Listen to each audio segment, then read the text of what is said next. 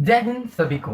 तो मेरा नाम अभिषेक है और मैं आज आपको ज्योग्राफी का एक टॉपिक इंटीरियर ऑफ द अर्थ के बारे में पढ़ाने जा रहा हूँ और मैं इसी तरीके से पॉलिटिकल साइंस और हिस्ट्री के लिए कैपेबल।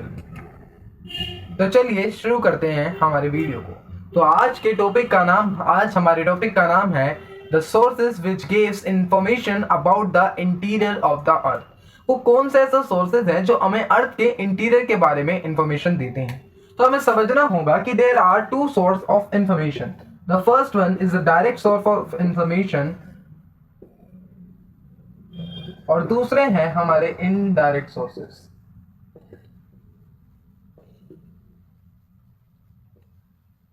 अगर हम सबसे पहले बात करते हैं अपने डायरेक्ट सोर्सेज के बारे में, तो हमें पता चलता है कि डायरेक्ट सोर्सेज वो सोर्सेज हैं जिन्हें हम डायरेक्टली अर्थ के इंटीरियर से एक्सेस कर पा रहे हैं, उनको लैब में एनालिसिस कर पा रहे हैं, उनको क्या कर पाए हैं, चेक कर पा रहे हैं, उनके ऊपर रिसर्च कर पा रहे हैं अपनी लैब्स में।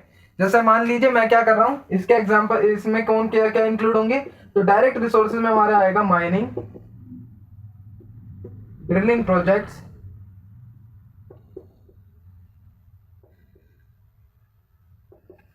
और वॉल्केनिक इरप्शन।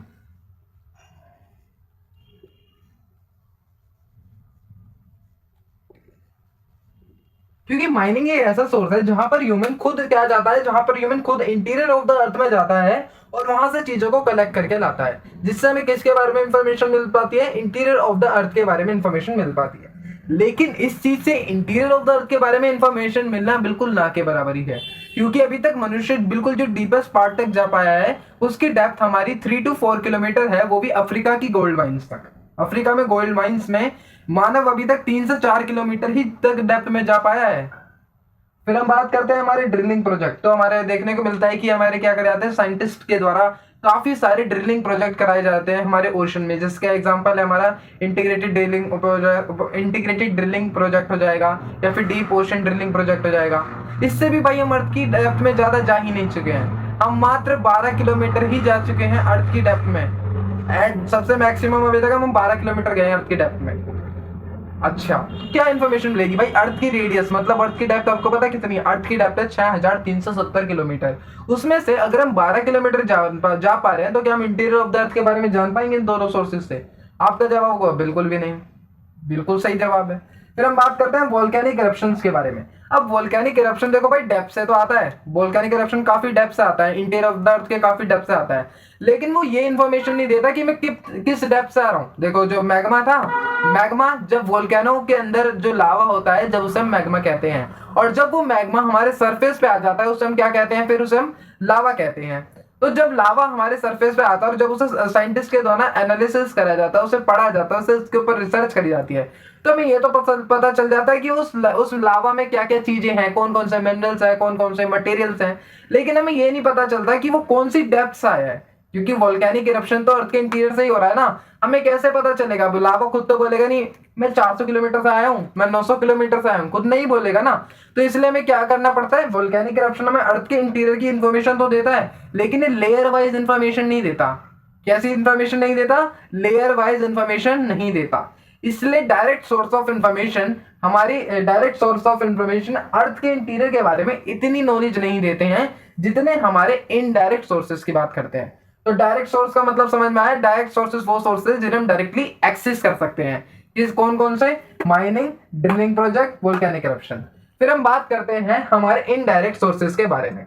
जब हम अपने इनडायरेक्ट सोर्सेज के बारे में बात करते हैं ना, तो हमें समझना होगा कि ये वो सोर्सेज हैं जिन्हें हम क्या नहीं कर सकते, डायरेक्टली एक्सेस नहीं कर सकते। और जो हमारे इनके जो भी हमारी नॉलेज है ना इनडायरेक्ट सोर्सेज के ऊपर, वो बेस्ड है किसके ऊपर? हमारे एस्टिमेट मतलब अंदाजे के ऊपर, प्रोबेबिलिटीज के ऊपर बेस्ड है। समझ में आया?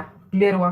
तो सबसे पहले बात करते हैं हम किसके बारे में, सबसे पहले बात करते हैं हम अपने हम सबसे पहले बात करते हैं हमारे मीटियोर्स के बारे में। तो हमें क्या पता चलता है?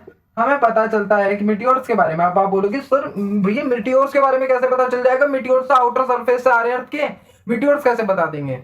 तो जैसे मान लीजिए, समझने की कोशिश करो, मान लीजिए कि एक सेब है और मैं आपको एक सेब मैं आपके हाथ में तो और एक सेब मैं आपके दोस्त के हाथ में देता हूँ। अब आप दोनों सेब को काट रहे हैं, इस शेप के अंदर से भी बीज निकलेगा और उस शेप के अंदर से भी बीज निकलेगा। सही बात है ना? अगर मैं आपको दोनों को मतलब पके हुए सेब दे रहा हूँ, यही बात है ना? जी हाँ सही। क्यों? क्योंकि सेब ही है ना, सेब के अंदर से बीज ही निकलेगा, फल ही निकलेगा, यही होगा। उसी प्रकार से जो हमारा अर्थ है ना, ये उसी तरीके के मैटर से बना हुआ है। उसी तरीके ये जो हमारा अर्थ है ना, ये उसी तरीके के सिमिलर मैटर से बना हुआ है, जिस सिमिलर मैटर से हमारा मिटियोर्स बने हुए हैं। और ये अर्थ और जो मिटियोर्स है, इनका बनने का टाइम पीरियड भी सेम है। इसलिए ऐसा साइंटिस्ट के द्वारा ऐसी प्रोबेबिलिटी, ऐसे एस्टिमेट लगाए जाते हैं कि जिस प्रकार का स्ट्रक्चर, इंटीरियर स्ट्रक्चर हमारे मिटियोर्स का है ना, उसी प्रकार का इंटीरियर स्ट्रक्चर हमारे अर्थ का भी होगा। मिटियोर्स क्लियर हो गया। लेकिन ये किसके ऊपर बेस्ड करता है? एस्टिमेट्स के ऊपर बेस्ड करता है। बात करते हैं हमारी दूसरी उसके बारे में, जिसे हम क्या कहते हैं? ग्रेविटी। अब ग्रेविटी हमें इंटीरियर के बारे में कैसे इंफॉर्मेशन देती है? अब आपको ये तो पता होगा कि ग्रेविटी हर जगह इक्वल नहीं होती है। हमें देखने को मिलता है कि हमने क्या पढ़ा था कि अर्थ के स्ट्रक्चर कैसा है? जियोइड है। जियोइड का मतलब क्या होता है? जियोइड का मतलब होता है जो पोल्स की तरफ से थोड़ी चपटी है। अर्थ की शेप को हम क्या कहते हैं? Earth is a geoid shape. ठीक है, तो हमें क्या देखने को मिलता है कि कोर से जो इक्वेटर का डिस्टेंस होता है वो बहुत ज्यादा होता है, मतलब मैक्सिमम हमारा डिस्टेंस होता है, और पोल पे हमारा मिनिमम डिस्टेंस होता है। तो मुझे अब ये बताओ, अगर कोर से मैक्सिमम है हमारा इक्वेटर और मिनिमम है हमारा पोल, तो ये बताओ कि कहां पर आपको ज्यादा ग्रेविटी लगेगी?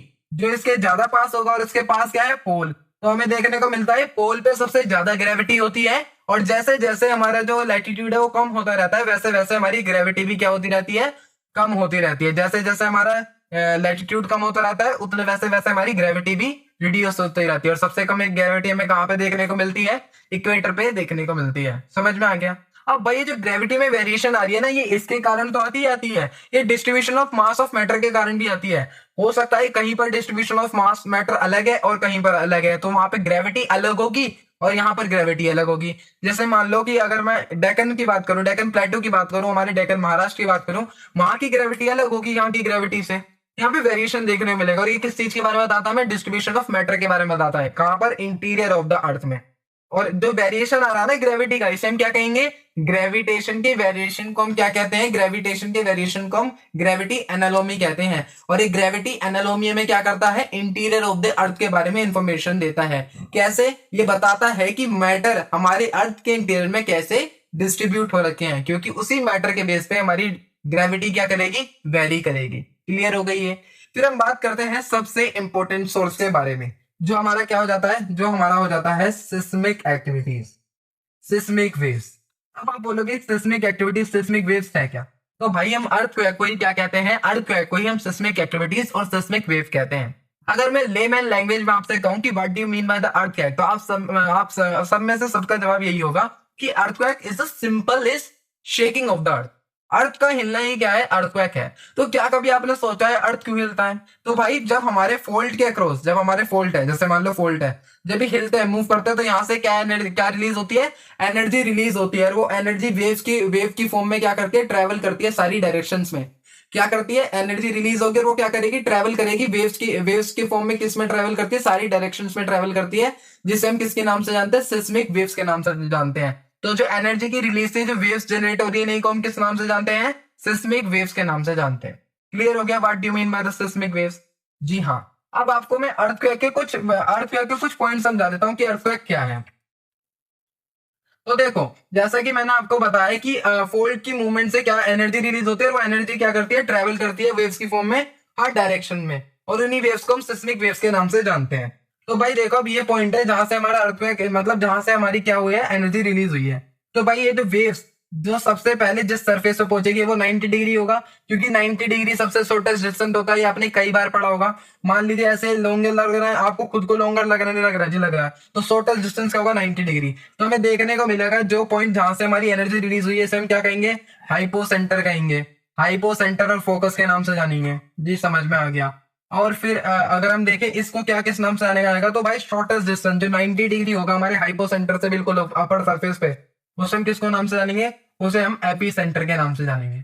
उसे हम किसके नाम से जानेंगे? AP centre. इसको किसके नाम से जानेंगे? Hypo centre. क्लियर हो गया ये आपको? समझ में आ गया?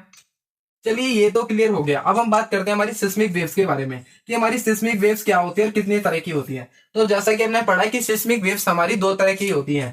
पहली होती है हमारी बॉडी वेव्स, और दूसरी होती है हमारी सरफेस वेव्स। अगर आपको नाम से ही समझ में आ रहा होगा, बॉडी वेव्स और सरफेस वेव।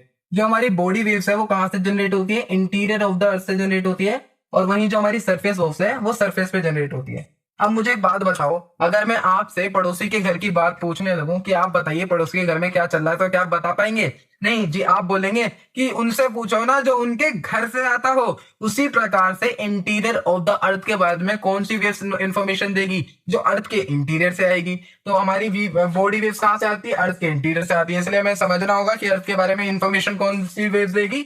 बॉडी वेव्स देंगी। समझ में आ गया? लेकिन हमें समझना होगा कि जब हमारी बॉडी वेव्स क्या करती है, जब हमारी बॉडी वेव सरफेस, ये हमारी क्या है? सरफेस है। और जब इनके साथ हमारी बॉडी वेव्स क्या करती है? इंटरेक्ट करती है, तो किसको जनरेट करती है? सरफेस वेव्स को जनरेट करती है। किसको जनरेट करेगी? ये हमारा सरफेस, इससे साथ जब बॉडी वेव्स क्या करेगी? इंटरेक्ट करेगी, तो किसको जनरेट करेगी? सरफेस वेव्स को जनरेट करेगी। समझ में आ गया? अब हम बात करते हैं कि बॉडी वेव्स के कितने टाइप्स होते हैं। तो बॉडी वेव्स के दो टाइप होते हैं। पहला होता है पी वेव्स और दूसरा होता है एस वेव्स। तो सबसे पहले अगर हम पी वेव्स की कैरेक्टरिस्टिक्स की बात करें, सबसे पहले इनकी कैरेक्टरिस्टिक्स समझ लो। तो पी वेव्स की कैरेक्टरिस्टिक्स की बात करें तो हमें समझना होगा कि जो हमारी पी वेव्स है ना, ये सबसे ज्यादा, इसे हम प्राइमरी वेव्स के नाम से भी जानते हैं। इसे प्राइमरी वेव्स इसलिए कहा जाता है क्योंकि अर्थ के सरफेस पे सबसे पहले पहुंचती है। इसकी स्पीड सबसे ज्यादा फास्टेस्ट होती है और ये तीनों मीडियम से पास करती है, सॉलिड से, स्टेट से और लिक्विड से भी। हमें देखने को मिलता है कि ये जो हमारी पी वेव्स है, ये क्या करती है? ये भाई सबसे ज्यादा फास्ट मूव करती है हमारी सॉलिड में। ये सारी कैरेक्टरिस्टिक्स याद रखने की है क्योंकि यही हमें आगे चल के इंटीरियर ऑफ द अर्थ के बारे में इंफॉर्मेशन देगी। पी वेव्स क्या करती है? तो पी वेव्स हमें समझ में आया है कि जो हमारी पी वेव्स है ना, ये इंटीरियर ऑफ द अर्थ के बारे में इंफॉर्मेशन देती है। ये कैसी है? ये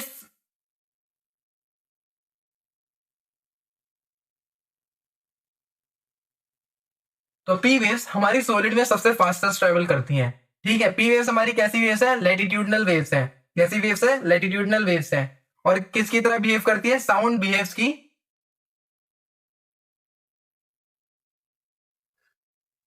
साउंड वेव्स की तरह बिहेव करती है। किसकी तरह बिहेव करती है? साउंड वेव की तरह बिहेव करती है। क्लियर हो गया? अब हम बात करते हैं हमारी एस वेव्स के नाम से। एस वेव की फुल फॉर्म हमारी सेकेंडरी वेव, नाम से ही पता चल रहा है। तो पी वेव्स के बाद सरफेस पे पहुंचती है, केवल सॉलिड मीडियम से ट्रेवल करती है। लॉन्गिट्यूडनल वेव्स होती है। लॉन्गिट्यूडनल वेव्स का मतलब समझते हो ना, जो ऐसे ट्रेवल करती है। ये हमारी कैसी वेव्स होती है? लॉन्गिट्यूडनल वेव्स होती है। क्लियर हो गई ये चीज? ये कैसी वेव्स होती है? लॉन्गिट्यूडनल वेव्स होती है। और ये हमारी कैसी होती है? Latitudinal waves. लैटिट्यूडनल वेव्स समझता है ना, कंप्रेशन, इलेक्शन, कंप्रेशन, फिर इलेक्शन, ये ऐसी वेव्स होती हैं। समझ में आ गया? तो आपको पी वेव्स भी समझ में आ गया होगा, आपको एस वेव्स की कैरेक्टरिस्टिक्स भी समझ में आ गया होगा। अब आपके मन में सवाल आ रहा होगा कि पी वेव्स और एस वेव्स हमें इंटीरियर ऑफ द अर्थ के बारे में इंफॉर्मेशन कैसे दे रही है। तो चलिए इसके बारे में भी समझते हैं। तो सबसे पहले समझते हैं कि पी वेव्स हमारे इंटीरियर ऑफ द अर्थ के बारे में इंफॉर्मेशन हमें कैसे देती है।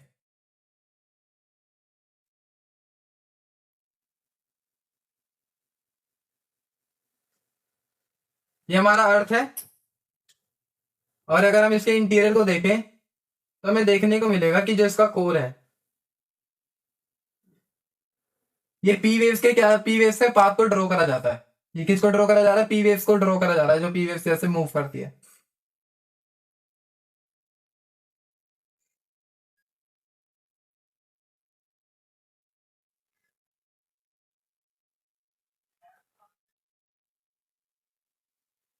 अब आपको एक चीज तो यहाँ पे दिख रही होगी। आपने देखा कि ये जो अर्थ, ये जो वेव्स है, ये सीधे ट्रेवल ना करके थोड़ा कर्वेचर पाथ को फॉलो कर रही है। तो आपने अपनी क्लास 10th में तो ये पढ़ा होगा, जैसे जैसे डेंसिटी बढ़ती रहती है वैसे वैसे रिफ्रैक्शन भी बढ़ता रहता है। यही कारण है कि जब हम एक पानी की बाल्टी में या पानी के गिलास में पेंसिल को डालते हैं, तो पेंसिल हमें ऐसे ना दिखने के कारण ऐसे दिखती है। क्यों? क्योंकि वो एंगल ऑफ रिफ्रैक्शन को बढ़ा देती है। क्यों? क्योंकि पानी की डेंसिटी एटमॉस्फेयर की डेंसिटी से ज्यादा होती है। इसी कारण से जैसे जैसे डेंसिटी बढ़ती है वैसे ही वैसे एंगल ऑफ रिफ्रैक्शन भी बढ़ता है। उसी सिमिलर मैनर में हमारी अर्थ डेप्थ के साथ साथ क्या बढ़ रही है? डेप्थ के साथ साथ हमारा डेंसिटी बढ़ रही है। और ये हमें कैसे पता चल रहा है? क्योंकि डेंसिटी बढ़ रही है तभी तो वेव्स क्या कर रही हैं? कर्वेचर पाथ को फॉलो कर रही हैं। तो पी वेव से पहले कैसे पता चल, पहली चीज क्या पता चली कि with the increasing depth density also increase, density भी क्या होती है? इंक्रीज होती है। समझ में आ गया? दूसरी चीज क्या पता चलेगी? तो मैंने आपसे क्या कहा था कि पी वेव सबसे फास्टेस्ट कहां पे ट्रेवल करती है? तो पी वेव सबसे फास्टेस्ट ट्रेवल करती है हमारे सॉलिड में। और इंटीरियर ऑफ द अर्थ में ना हमें पी वेव की स्पीड सबसे ज्यादा पाई गई है। तो हमें क्या पता चला पी वेव की एक और इन्फॉर्मेशन, कि हमारा जो इंटीरियर कोर है, जो हमारा कोर है, इनर कोर या फिर इंटीरियर कोर है, वो कैसा है, वो सॉलिड है। ये हमें किससे पता चलता है, यह पता चलता है हमें हमारी एस, ये हमें किससे पता चल रहा है, ये हमें पता चल रहा है हमारी पी वेव से। अब हम बात करते हैं कि एस वेव्स हमें कैसे इंफॉर्मेशन देती है अर्थ के इंटीरियर के बारे में।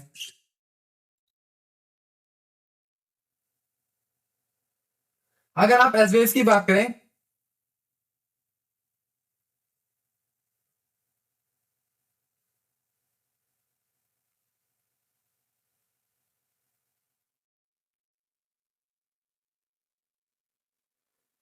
अगर आप एस वेव्स की बात करें तो आपको देखने को मिलेगा कि जो हमारी एस वेव्स हैं, इनसे हमें क्या पता चलता है अर्थ के इंटीरियर के बारे में।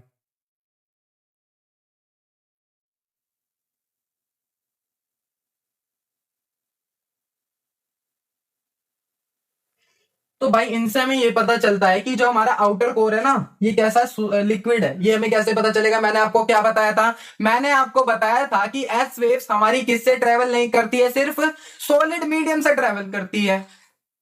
केवल किससे ट्रेवल करती है, तो एस वेव केवल सॉलिड मीडियम से ट्रेवल करती है। और यहाँ पर ये लिक्विड है, इनर को आउटर कोर, इसलिए इससे ट्रेवल कर ही नहीं रही है एस वेव। तो पहली चीज इनने क्या बताई कि जो हमारा आउटर कोर है वो कैसा है, आउटर कोर हमारा लिक्विड है, इसने पहली चीज हमें ये बताई। और दूसरी चीज इनने क्या बताई, दूसरी चीज इन्हें बताई जो हमारा एस्थिनोस्फेयर है, जो हमारा कैसा कौन सा स्फेयर है, एस्थिनोस्फेयर है, वो लिक्विड नहीं है। क्योंकि अगर एस्थिनोस्फेयर लिक्विड होता तो क्या एस वेव इससे ट्रेवल करती, नहीं करती। लेकिन एस वेव एस्थिनोस्फेयर से भी ट्रेवल कर रही है। तो ये दो इंफॉर्मेशन मिलती है हमें इससे। अब आप सोच रहे होंगे फिर ये एरिया क्या है, तो भाई ये है हमारा शेडो जोन। पी वेव्स का शैडो जोन 105 से 145 और 105 से 145 होता है। एस वेव्स का शैडो जोन की बात करें तो 105 डिग्री से लेकर 105 डिग्री तक होता है। शैडो जोन वो एरिया है जहां पर हमारी सिस्मिक वेव्स को रिकॉर्ड नहीं करा जाता है। तो आशा करता हूं कि आपको इस पूरी वीडियो में इस पूरे टॉपिक की क्लियरिटी मिल चुकी होगी, क्रिस्टल क्लियर हो चुका होगा ये टॉपिक। अगर thank you for watching this video and